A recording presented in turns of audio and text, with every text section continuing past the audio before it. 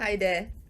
Today I would like to share with you 3 tips on how you can turn the thank you email into a means to help you stay in the selection process.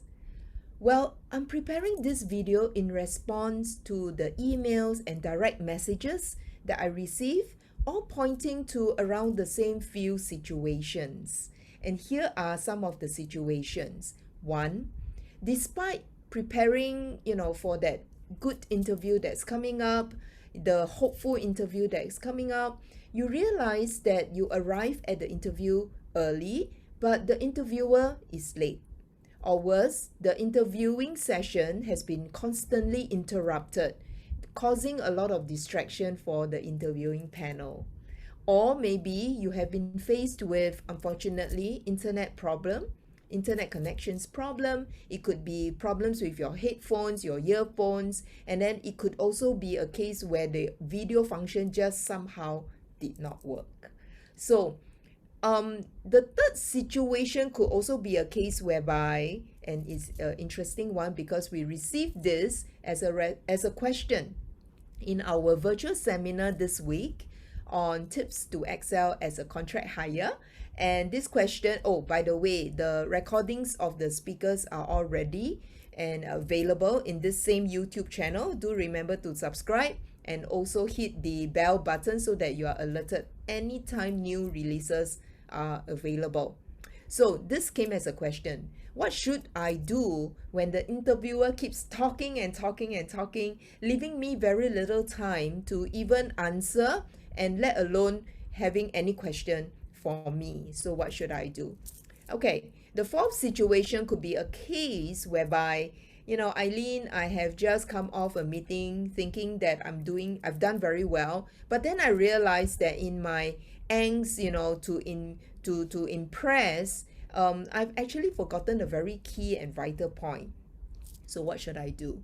And so here are the 3 tips that I hope you can incorporate in your next thank you email to your interviewing panel. Oh, by the way, if you have not been sending thank you emails, please do that. All right, you're missing out a very good opportunity.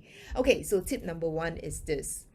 Now, instead of just merely writing in a thank you email, of course, by thanking them and asking about what's next, and also when can I begin, think about it.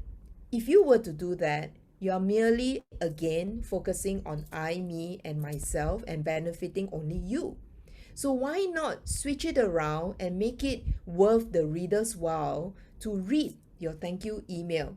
So tip number 1 is all about creating and including a high value content, something which your reader, i.e., the potential employer, finds it really valuable. It could reference the interviewing session. Remember, you ran out of time or there wasn't even any time. So put down, why, reasons why and where you can add value once you are appointed into that role, or maybe even include things like additional information such as, here are my 30 days plan, or maybe if you are bold enough, here are some of the KPIs I will give myself or any incumbent that's doing that role. How cool is that? So put that out in a easy to read format, such as, it could be a PowerPoint, it could be a PDF. These are some of the ideas that some job seekers have already started to do. And a common action with such high value content would be, accompany the email with a file attachment. And that brings me to tip number 2. Tip number 2 is, instead of attaching that as a file attachment, why not consider articulating your message as an audio file or a video file, much like what I'm doing right now.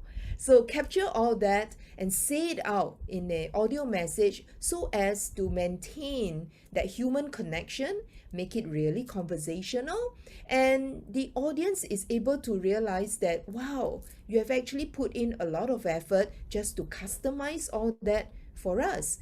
you must be really interested in this role. Otherwise, why put in all that effort? And maybe you can even throw in and state your intention.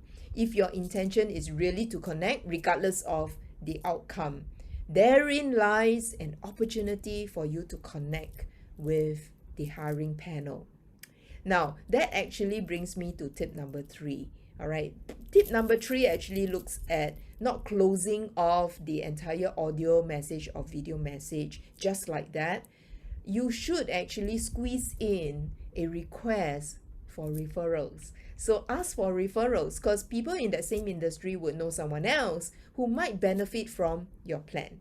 So all in all, don't forget, keep your video to less than 10 minutes. All right, 5 minutes will be ideal, but keep it to less than 10 minutes so that your audience would actually look forward to your next thank you email or follow-up email to them, and they would actually find some value in it, which means you have to work pretty hard in making your next email a more interesting one. So I wish you a very good Friday and also a nice weekend ahead. Cheers.